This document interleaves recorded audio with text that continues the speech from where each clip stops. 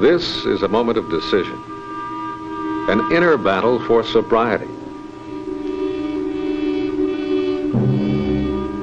For those dependent upon alcohol, existence is controlled by an overpowering urge to drink.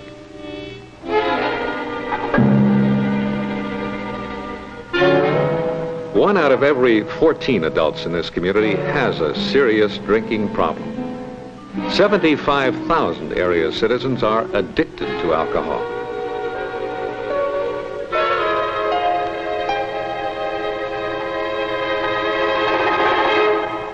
Who are the alcoholics in our community?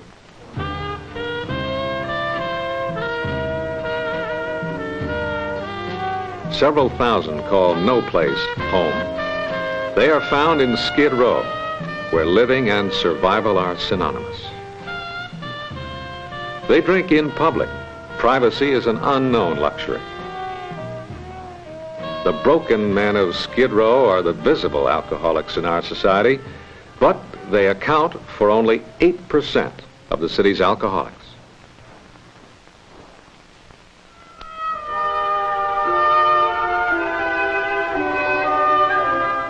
Another 8% are at the top of the ladder.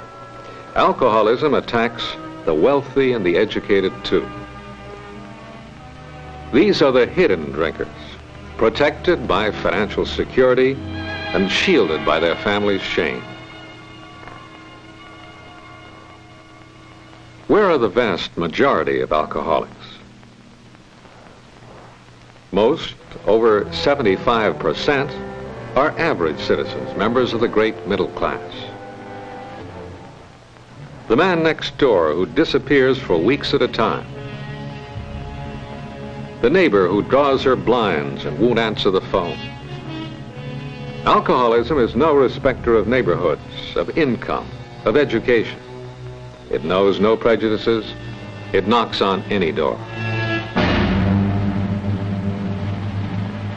Stop drinking? Someone might as well tell me to stop breathing. When I'm drinking, I don't care about my husband, my children. The only thing that matters is the bottle. It's not a matter of drinking because you want to. You drink because you have to. No door is locked to alcoholism. To all it brings the same bitter cup, the same compelling thirst.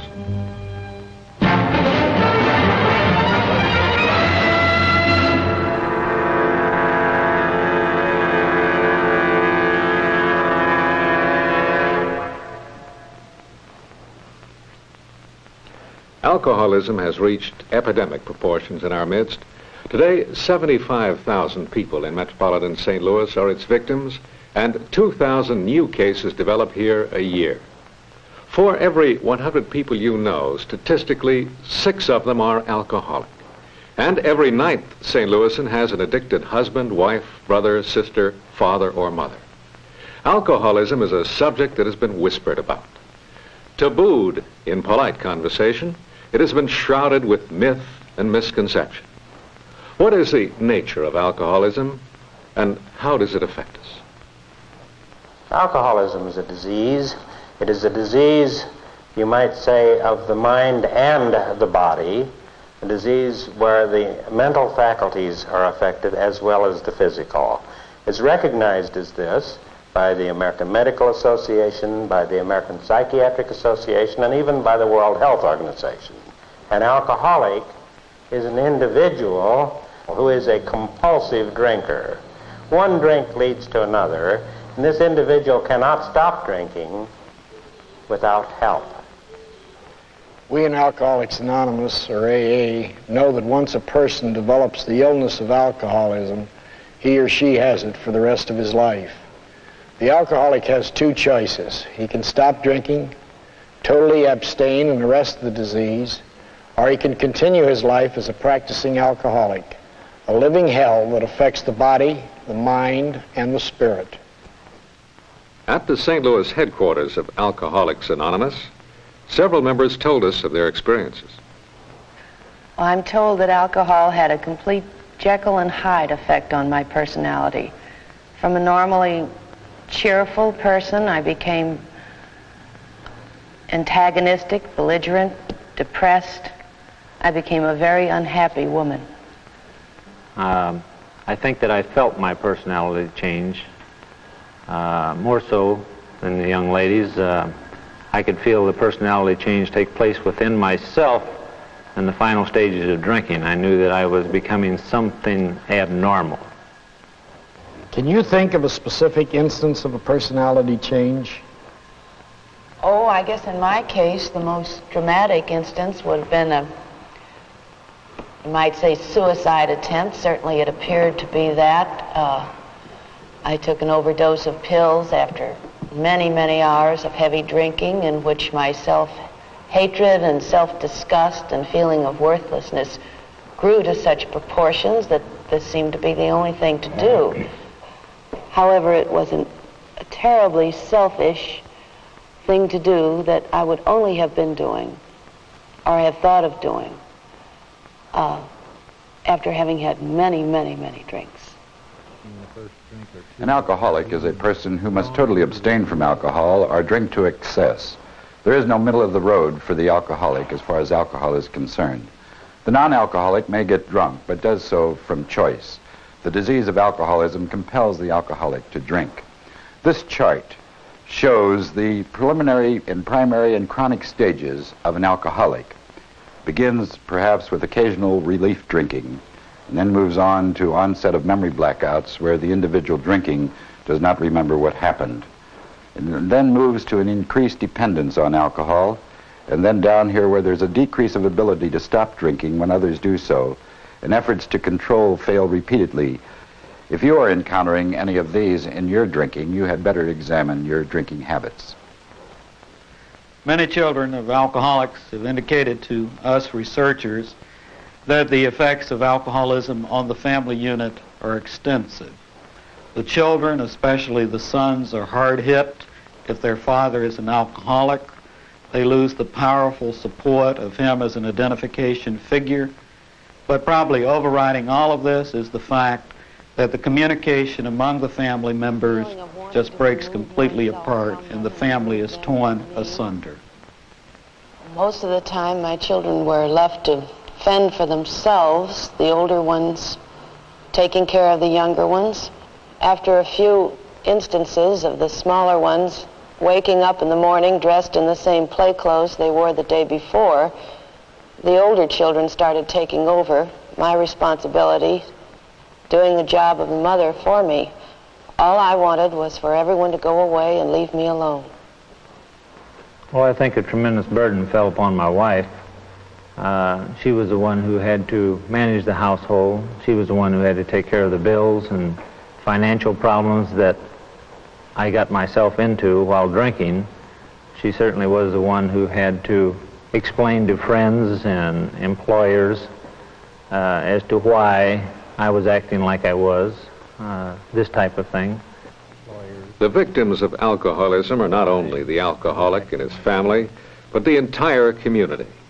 St. Louis Metropolitan Business and Industry employs 45,000 alcoholics, about the same number of people who make up the population of University City. They swarm into the city to work as company presidents, stockbrokers, factory hands, clerks, doctors, secretaries. Alcoholic workers are found in every type of job.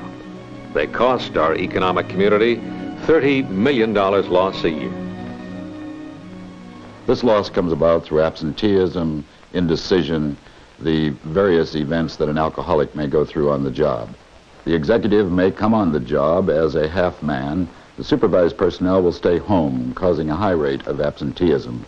In either case, the job, whether the alcoholic drinks on the job or whether he does not, the job is always secondary. I think my job suffered to a degree where it was called to my attention a couple of times by my employer. I certainly feel that the output, the capacity that I could have had for my job could have been much greater. I can see no reason why I shouldn't have been fired many, many times from my drinking. Not all alcoholics are employed by business and industry. Many work at the job of running a home.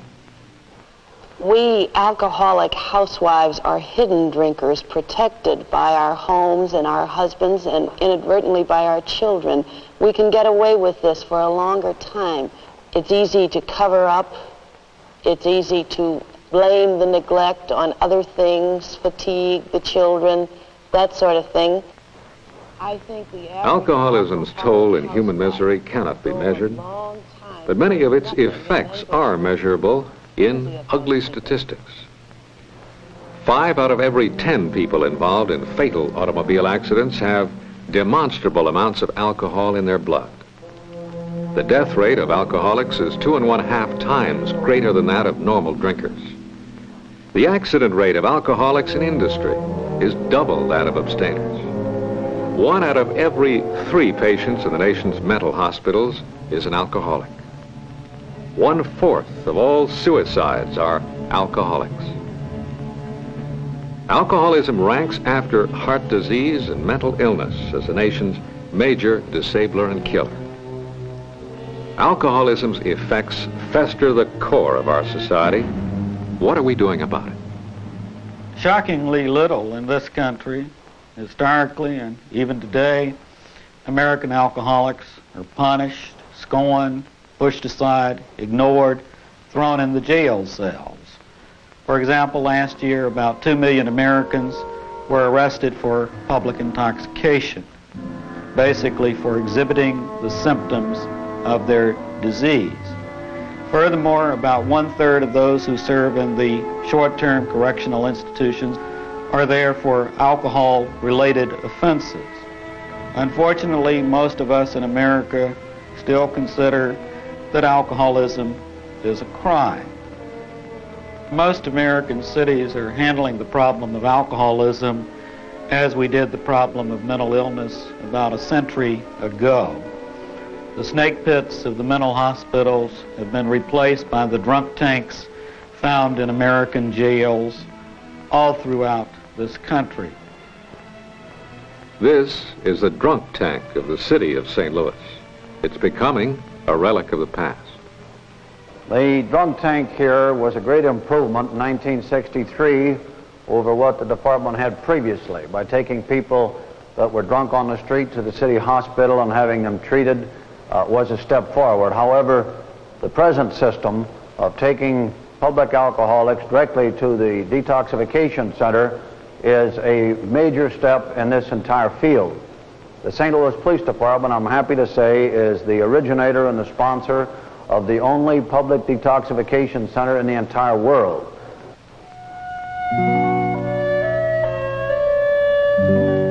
The St. Louis Detoxification Center is located in St. Mary's Infirmary on Papan Street.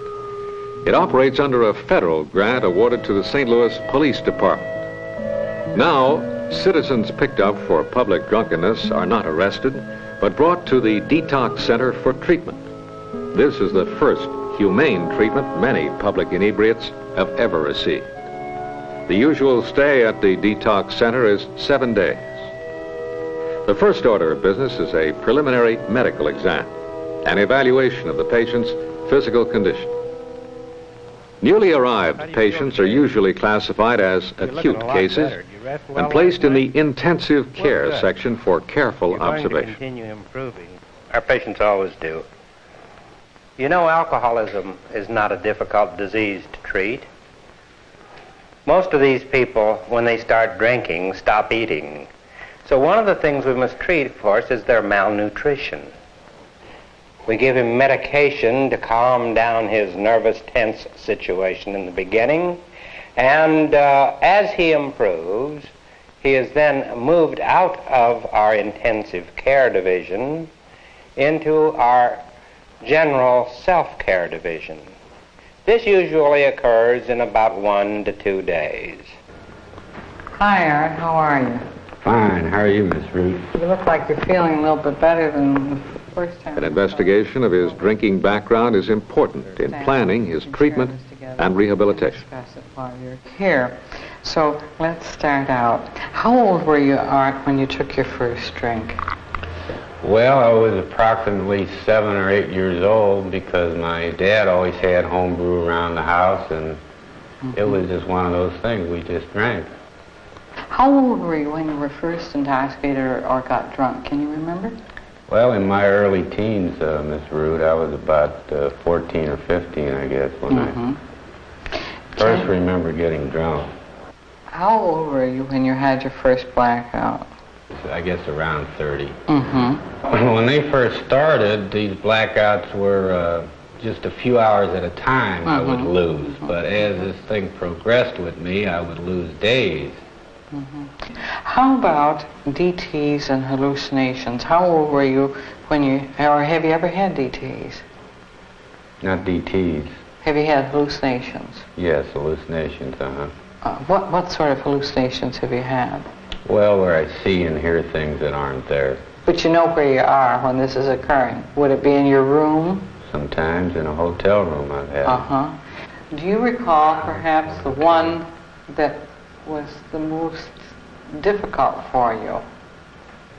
I got a hotel room one time with the idea of sobering up, and I'd been in it 2, possibly 3 days, and I thought I had it pretty well licked. And I went to bed that night, and seemed like all of a sudden on the walls I could see a hazy smoke, and then I'd see these green rat faces and parts of snakes, mutilated bodies of people. It was just a terrifying experience. And I'd also hear this voice, a man would keep calling to me to come out of the bed, that he wanted to kill me, that I shouldn't be living.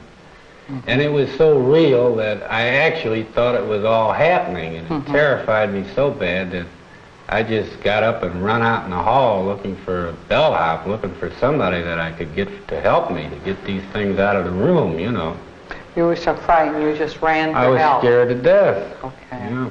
This is a horrible experience. Thank you. Art, do you think you're an alcoholic? Yes, I believe I'm definitely an alcoholic. Why?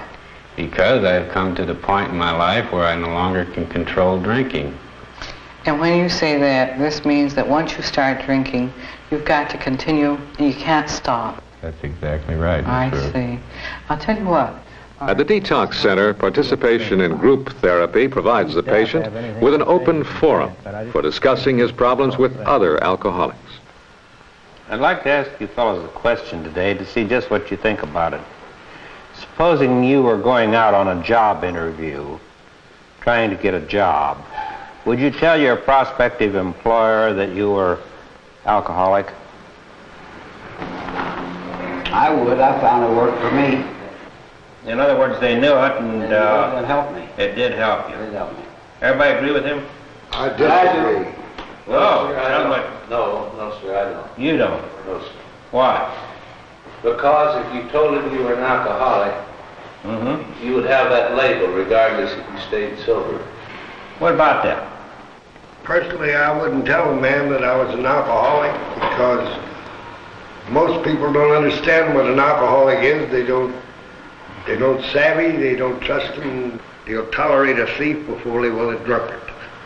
Most applications that I have filled out recently, it have the question, are you an alcoholic? Are you a moderate drinker, a social drinker, or a heavy drinker? You have to circle one of them. Naturally, I circled a social drinker, and it didn't work. And this didn't worry you because you said this, because you lied? This didn't worry you at all? Yes, it worried me because I know as long as I've been drinking, eventually something would get in the way to where I would think I'd have to have that bottle, and they were going to find it out anyway. But by telling my former employer the truth, he not only gave me the job, but he also tried to help me and assist me in trying to keep myself sober. So I think it would be better to be honest with him as well as being honest with ourselves. I think this is the important thing, Herman. When you're honest with this employer, you're first honest with yourself. And the one big thing that it takes for an alcoholic to stay dry is complete and total self-honesty. And I think this is what you have to work on. Well, let's get back to this job. The results of the Detox Center are amazing. Since it opened on November 18th, 1966, there have been 548 admissions. When interviewed 3 to 4 months after discharge, over 1/2 of these patients showed marked improvement in their drinking habits, and 21% were abstaining. 56% improved their general health. St. Louis Detox Center has become a national model for the intelligent treatment and the humane rehabilitation of the police case inebriate. Only 1 out of 10 alcoholics ever becomes involved with the police. Most suffer in secrecy, shielded by family and friends. Where can these people go for help? There's a 30-bed center for alcoholic treatment and outpatient facilities at Malcolm Bliss Hospital, limited facilities in a few private hospitals, and a handful of doctors, psychiatrists, and social workers who seek alcoholics as patients. Totally inadequate facilities in our community. The most outstanding record of helping alcoholics belongs to a faceless, unidentified group of dedicated men and women. Alcoholics Anonymous has helped 3,500 area alcoholics to sobriety. Alcoholics Anonymous is a fellowship of men and women who share their experience, strength, and hope with each other.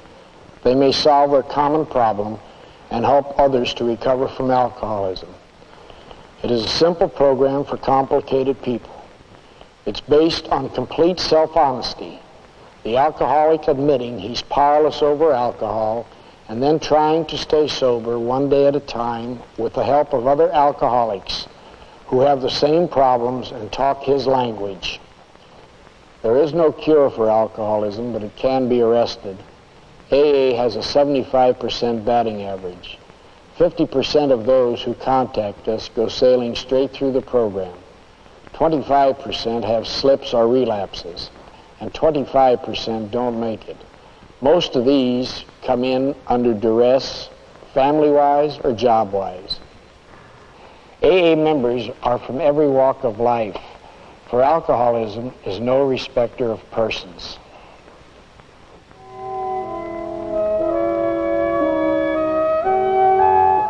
$300,000 people in this community feel the effects of alcoholism each day.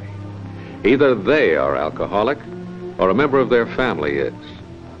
Motivating them to seek help is an enormous stumbling block in overcoming the disease. A clearinghouse for information on alcoholism was created in June of '65. It is the Greater St. Louis Council of Alcoholism, now located at 1210 Locust Street. The main concern of the council is the control and prevention of alcoholism. We do live in an alcoholic culture, and many people are hurt through the disease of alcoholism. The council today is receiving some 500 phone calls per month, cries of help from families that need help. Many spouses of the alcoholics come to the council for help. There's a little drinking problem in your family. Yes, that's right. The one who has the problem is your husband. Right. Now, does he get drunk, very drunk at times? In other words, where he's practically out of commission? Yes, he does, a great many times. And would you say that he drinks every day? Yes, he drinks every day. And when he's drinking, is he more inclined to drink socially with others, or is he more apt to sneak drinks, drink alone, that sort of thing? He drinks alone and he sneaks drinks. He's usually sick in the morning until he can get the first drink. And I found bottles hidden in the bathroom or the coal bin, any place where he thinks I won't find them. Do you feel that your husband still loves you? No, I don't think he really does. I think all he really cares about is whiskey. And how about his relationship with the children? Does he get along with them? Does he seem to love them? No, his relationship with the children is terrible. He hollers at them all the time, and I really think that they hate him. Among all these various problems that you've described, what would you say is the biggest problem affecting your marriage at the present time? Well, of course, his drinking would be the biggest problem, and then just trying to live like everybody else does, a normal life. We never go out any place. I never get to buy any new clothes. We never have any extra money. The children never get to bring their friends home because because they're afraid their father will always be drunk, and I just don't know what to do for him anymore, how to help him. It's just terrible to live this way. Our advice to the spouses of alcoholics may seem harsh and cruel, such as, if you find the bottle, place it in front of him and let him know that you know he's drinking and hiding bottles. If he collapses in the living room, let him lie. This is anti to most of our charitable help for people with disease, but we must remember that it is effective and motivates the alcoholic into sobriety, and above all, the alcoholic's life is at stake. In the St. Louis area, 75,000 lives are at stake. What are we doing about it? Far too little. For instance, what about my fellow physicians? What are they doing? Recently, I had breakfast with one of my fellow physicians, and he said to me, "I never treat alcoholics. I send them to you." And what about our hospitals? You know, there are many patients in hospitals being treated for alcoholism. But unfortunately, these people are being treated for alcoholism, but on the record, the diagnosis is something other than this. Let's bring it out into the open. The establishment of the detoxification center here and the fact that it is working very successfully strongly indicates and recommends this program to all major cities of the United States and really the entire world. We hope that Congress will foster this program in all major cities at the earliest possible time. We need increasing financial support for this problem, particularly at the federal level where it has been negligible. The state and municipal governments have been asked to carry this burden almost alone for years. We as a community are under obligation to set up a sensible program of rehabilitation for the alcoholic. All organizations, social, professional, service organizations, management and labor should join together in this program. The alcoholic deserves your help, not your ostracism. We must give the alcoholic and his family hope for a better life. There is hope. There is hope for the 75,000 alcoholics in our community who live with the mental anguish of alcoholism. There is hope for the families of the alcoholics, a promise of a better life. The battle against alcoholism must be won. The compelling thirst can be quenched.